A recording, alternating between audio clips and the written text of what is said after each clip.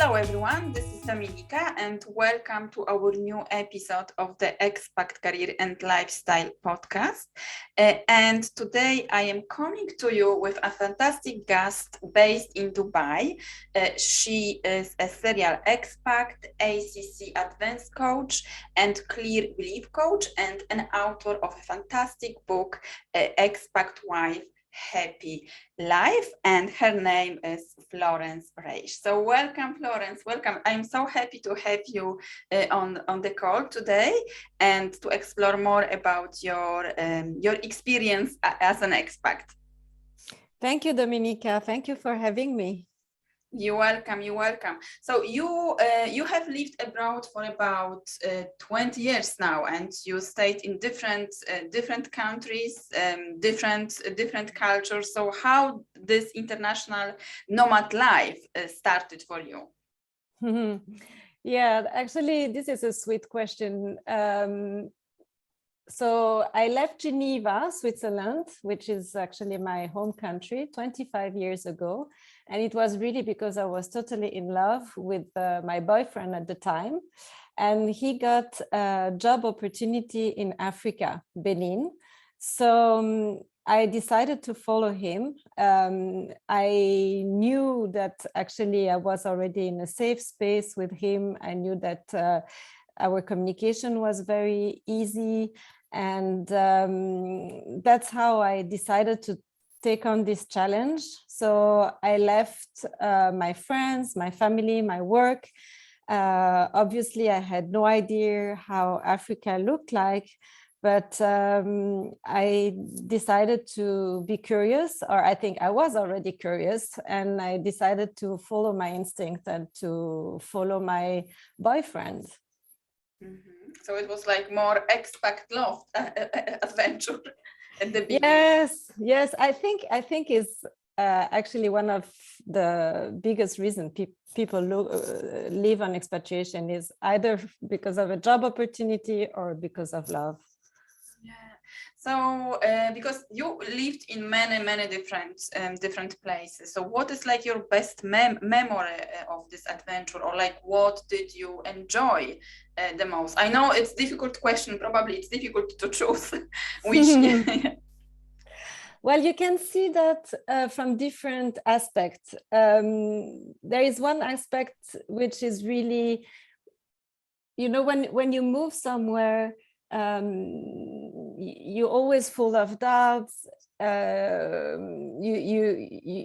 You're still missing a bit what you've been living before in other countries.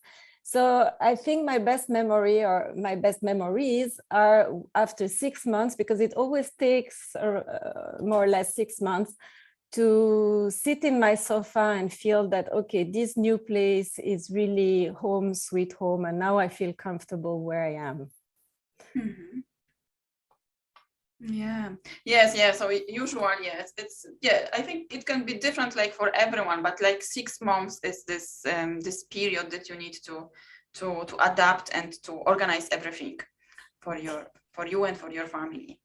Yes, I think, and when I exchange with other expats, usually is more or less the time actually that it takes until your family, your kids are getting more or less settled at school. You get your habits, how the city works, how the people around you react, getting to know a little bit the culture. If you arrive in a place where the language is different, you start to have a few words that really allows you to exchange, connect, make your life a bit easier. You can start shopping. So you are an author of this fantastic book, Expat Wife, Happy Life, which I am reading, and it's really great, full of useful advices, and also you are sharing your own experience as an expat. So how to create a happy life or a happy experience abroad, because it's not always easy, because some people, they can be excited about moving abroad. Some people they can be excited, but then they realize that it's not something for them. So is it like really possible to find this happiness or create this happy life? So how to find this happy feeling? First of all, I think we all have a different definition for what is happiness for ourselves. Of course, what makes you happy are different things than maybe what makes me happy. So I think it's important, first of all, to define that for yourself, which means actually to identify the needs that you need to fulfill to be happy as well. And this is a discussion that you can already have before living on expatriation with your partner, just to see if what's suggested, proposed from the company or from the job or from the life that is going to be offered, if that fulfills your needs or not. So I think it's very important to discuss before, even more if you live at a certain age or at a certain position, if you have a professional situation. For me, it was a bit easier. I was young. So when I left, I left, of course, I left a job, but I decided at the time to secure my job as well.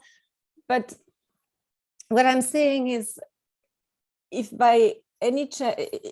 you decide that actually expatriation is not for you, it's okay to say no. And I think it's completely respectable. And honestly, I really respect people who decided not to do it, because it's a big jump. It's a big jump. So that's the first thing I would say about happiness. And then I think it's very much a question of attitude. And attitude makes everything. Your mindset, how you decide actually to leave this expatriation. And you have two choices. Either you're gonna live it fullest, and then you decide to take every opportunity, and you're open-minded, and you really take every experience as an opportunity for, I don't know, if you need a new language, then you really go to classes, you take the courses, you decide to connect with people, to discover the culture. So it really depends of your attitude, what you're gonna decide to do for yourself, for your family, to make this experience a positive experience. And I think it's very important also to value your role. Because as a woman in expatriation, we have very important roles. We have to remember that, okay, you're the partner, you're sometimes a mother, not always. You're sometimes the person who works or the person who stays home. But the person who works and actually being there for your partner is always also very important. I remember at one point, my husband wasn't so happy at his job. He almost quit, and then our expatriation would have fallen apart. But I decided, okay, no, this is the life I want to have. So I was very present, and I really put all my strengths together, and I supported him. So this is to tell you how much your role are valuable, and you have to be conscious of that. And then it's also going out of your comfort zone, meeting people, creating your network. And this is really much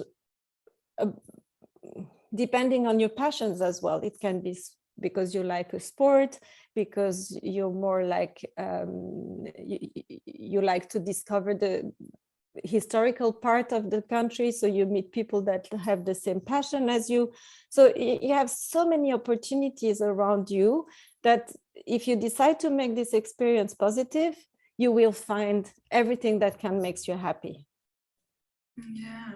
Yeah. So what to do, for example, if so of course we can do all those things, so it's about like attitude and mindset and going out of your comfort zone, and also like value your own role as an expat or expat partner. But for example, if we are stuck in this negative thinking, how to like cultivate positive thoughts or look like for a positive thoughts about this experience, because not every experience can be a positive experience abroad. Of course, of course. Well, I think, and because I'm an expat coach as well, so for me, asking for help is really a strength and not a weakness.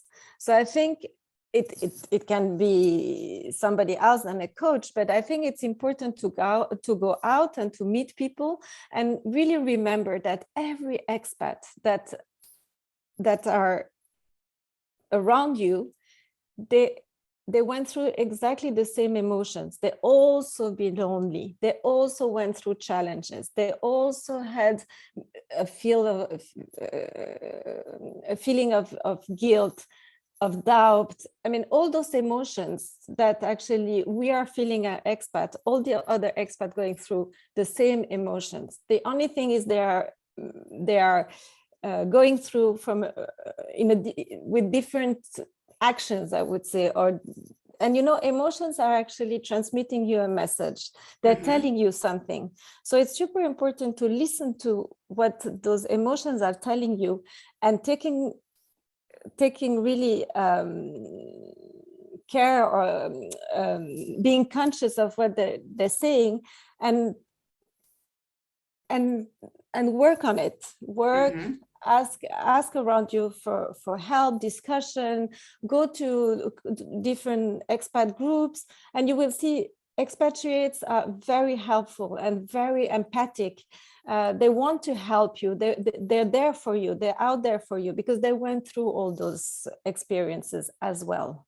Yeah. So looking for support and meeting with people. But for example, when it comes to the professional development, because sometimes you are leaving your job or you are leaving your career or your own like professional aspiration in your home country. So how to take care also, how to keep going with your professional development and, for example, taking care of your family abroad or like adapting, how to find this balance, because sometimes, for example, you can feel guilty that you don't have a job and you are staying at home. Then you find a job and you can feel guilty because you are not present fully for your family. So how to find this balance for you and for everyone? Well, again, I think it's super important to talk about it before leaving. When your partner comes back home and say, okay, we have an opportunity to be expat, I think it's important to define what is my role going to be. Are you expecting me to work or not? Because most of the time, there are no work visa given to spouses or partner. Usually, it's only the partner who has a work visa. And then even though you want to do the same, you will never have the same conditions as, I don't want to say never, but it's very rare that you will find the same conditions that you had back home. So again, you need to be aware of what's going to be available on the other side. But how many people I know, how many expats I met that actually had a job in their home country and took the time to maybe realize that they wanted to have another career. And then today, every course are available online. I mean, I started my studies when I left to Africa, I have to say, so 25 years ago, I was not speaking English at the time. So I thought, okay, I'm going to take classes online. And I started with Open University. So I was not speaking English. Internet connection was not so good, but I thought it's my chance. I have to take it. So I started to do my BA on internet. And from there, every country I went, I took other classes online. So you can always, again, take the opportunity to do something different. And that's also when you value yourself and you also feel that you're doing something. So sometimes when you feel guilty because you don't do anything, it's not true. You're not doing anything. You're a mother, you're a spouse, you are the responsible of the networking And you know how it is. If a wife is happy, then the whole family is happy. You're really the pillar of your family. So your role is super important. So please never think that actually you're not useful. Yeah, so it's seeing this as an opportunity also, like to invest in yourself when it comes to improve your skills, and learn something new. And as you said, it can be the right opportunity also to think about your career, to like maybe you can create something new, maybe you can start a business, or maybe you can volunteer or do other things that can help you. You can even become a painter, because maybe it was your dream always. And you know, for me, what's beautiful in expatriation is that you have this freedom, that suddenly nobody else is judging what you're doing, because actually you're far away from all the judgment that you might have home. And it's really an opportunity to do something that maybe it was your dream of, and there you can do it. Do anything. Listen to your heart. Listen to your instinct. The way you listen to your instinct when you left on for expatriation because you decided this is what you wanted for yourself. Same. Think, what do I want to do? What I am curious about. Do anything that comes into your mind. Give you the chance to be the person you want to be, because in expatriation, what's beautiful is the growth that you're gonna have. I mean, this is one of the biggest awareness that I have, is how much I grew from the beginning of my expatriation to the day. I mean, I even wrote a book in English, and as you can hear, English is not my mother tongue.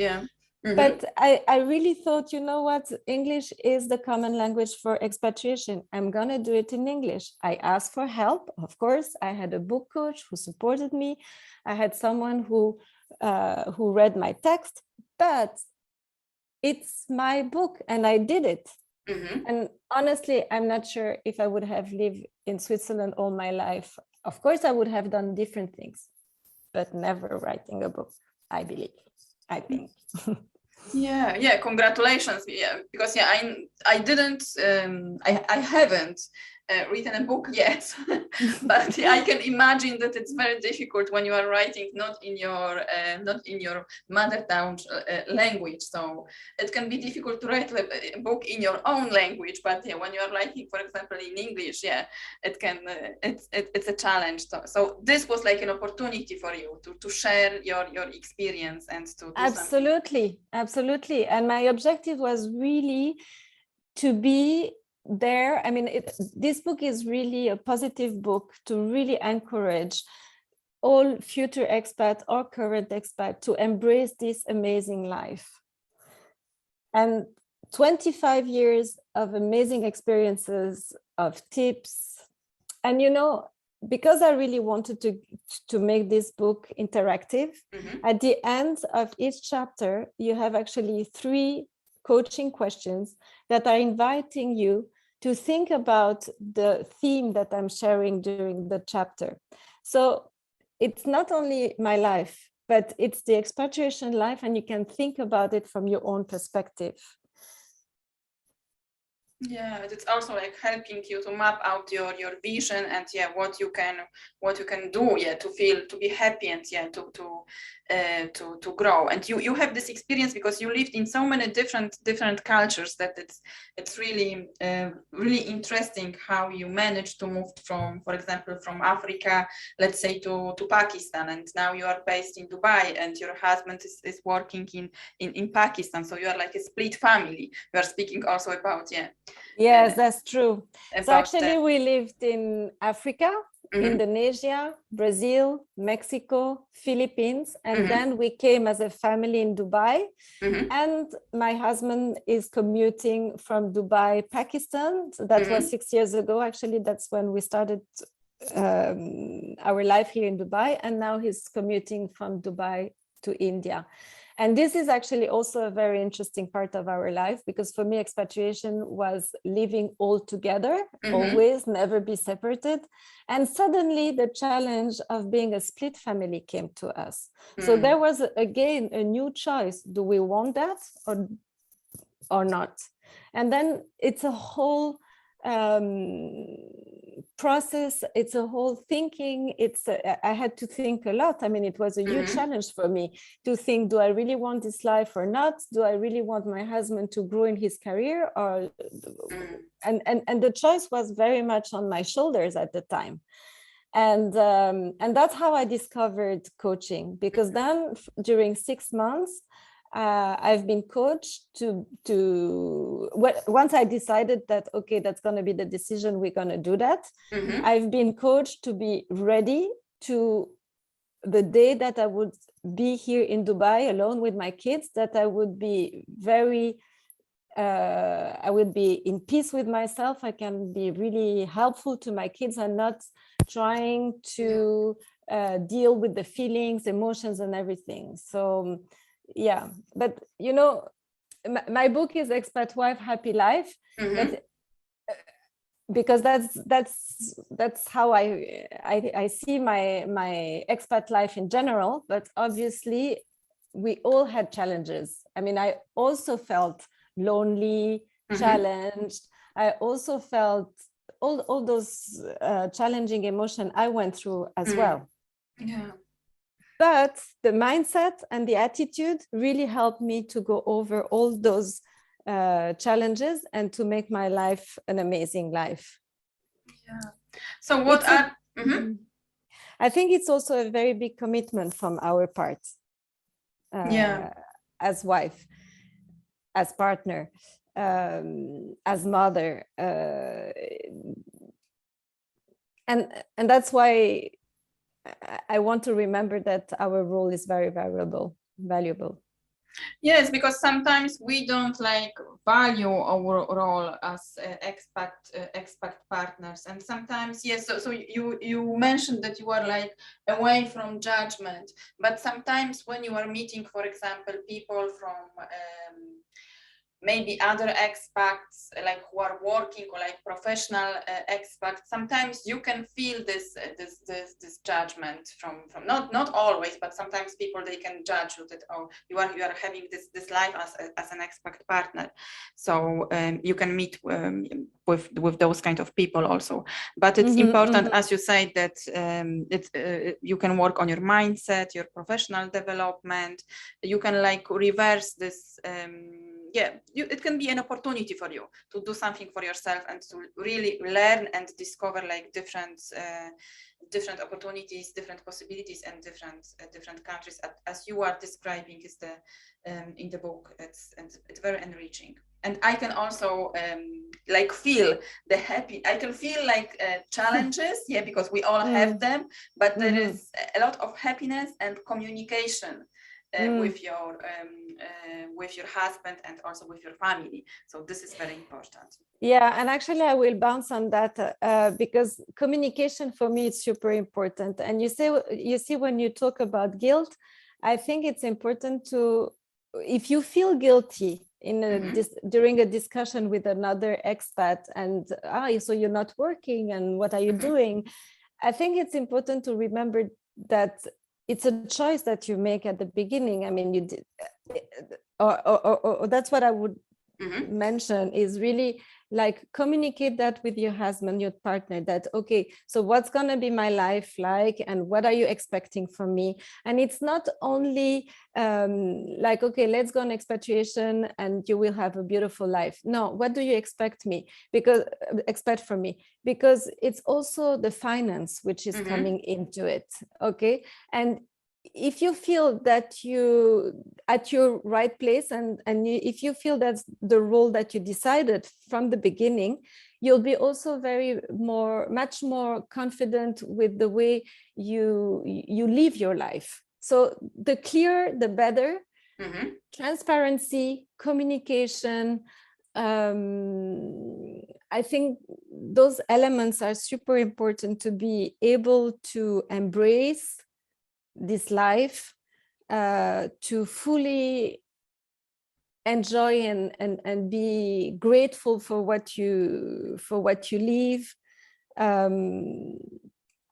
I think communication is super important. Transparency.